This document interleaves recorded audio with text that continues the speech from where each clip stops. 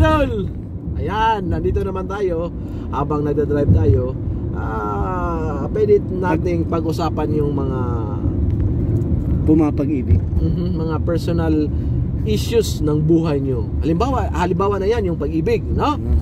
Ayan, marami tayong mga naririnig na mga gawin nating simple. Pag-ibig ng OFW. Pag-ibig, mayroon ba ganun? Marami tayong naririnig na mga bawal na pag-ibig. Ayan.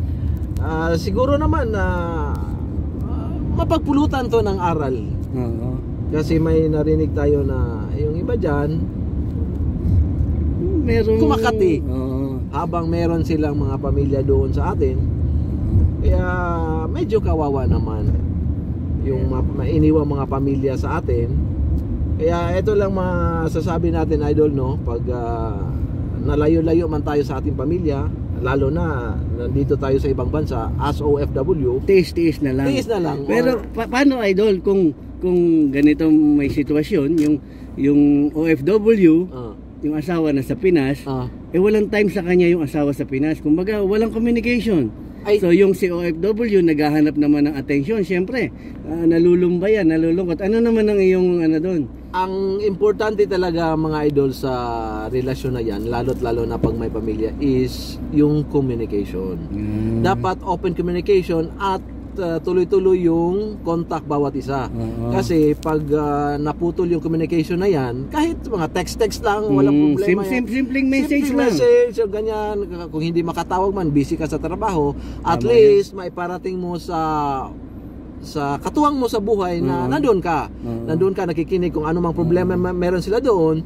Kasi pag hindi mo sila nabigyan ng atensyon, iniisip nila kasi hindi mo na sila iniintindi, hindi mo na sila iniisip, binadiwala mo na sa kanila. So, idol, ang tanong diyan, sino yung mag-effort ng una? Yung nasa Pinas ba o yung OFW? Two ways yan, mga idol. Two ways. Yung isa medyo busy, yung isa naman iintindi din niya. At maghanap pa rin siya ng paraan na ma-communicate.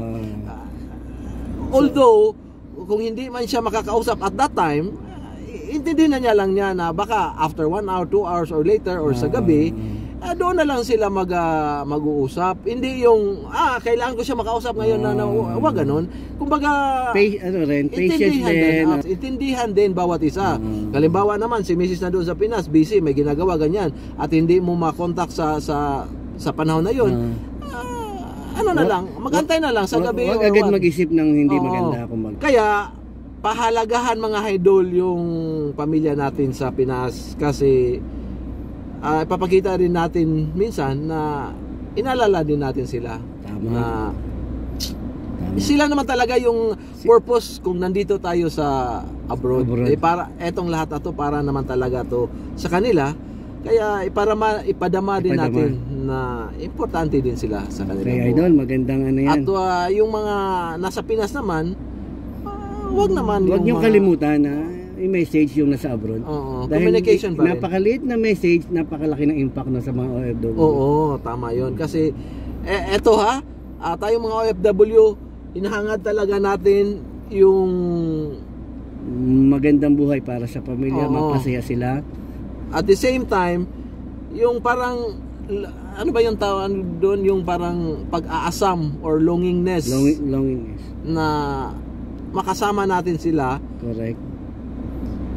Na hindi na natin kailangan mag-abroad, dapat pero wala tayong magawa dapat talaga tayong makapag-abroad at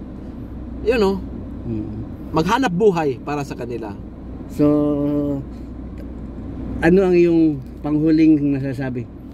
Kaya mga idol, eto yung sa mga naririnig natin dyan, wag na lang tayong sumubok, o kung meron mang mga